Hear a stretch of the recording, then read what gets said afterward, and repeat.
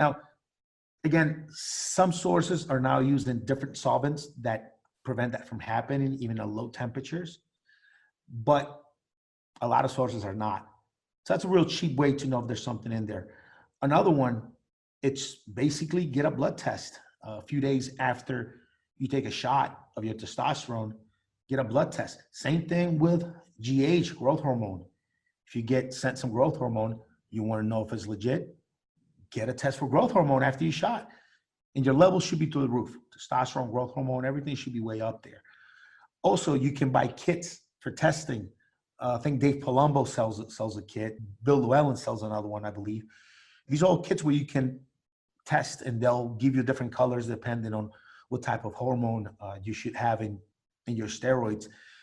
Those are pretty good, 3 good ways of knowing if they're not legit. Now, back in the day, right, we're talking about 2000, 2001, 2002, late 90s. You used to just, if you got an amp, you shouldn't be able to scrape the numbers off with your fingernail.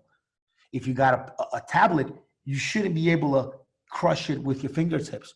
Those were signs of something that was kind of bathtub made, because the real factory made stuff, you wouldn't be able to do those things. Nowadays, the tablets these sources send, they're crumbling in the bag before you even open them.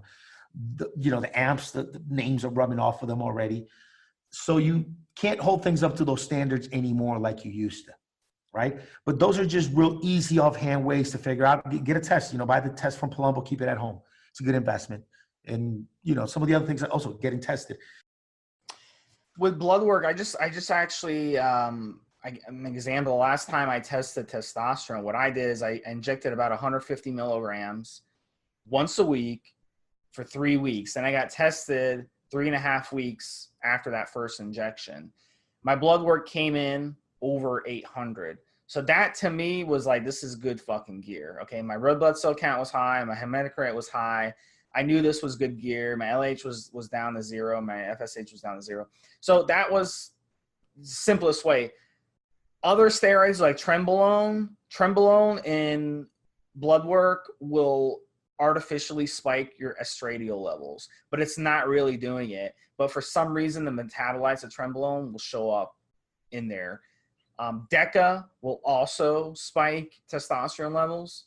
So those particular steroids, you can run blood works and see.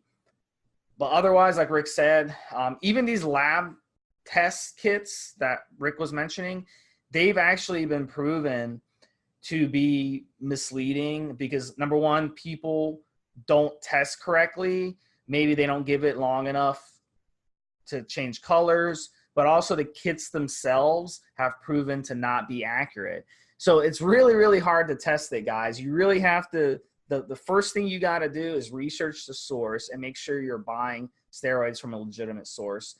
Just don't, Google steroids and find a source on there.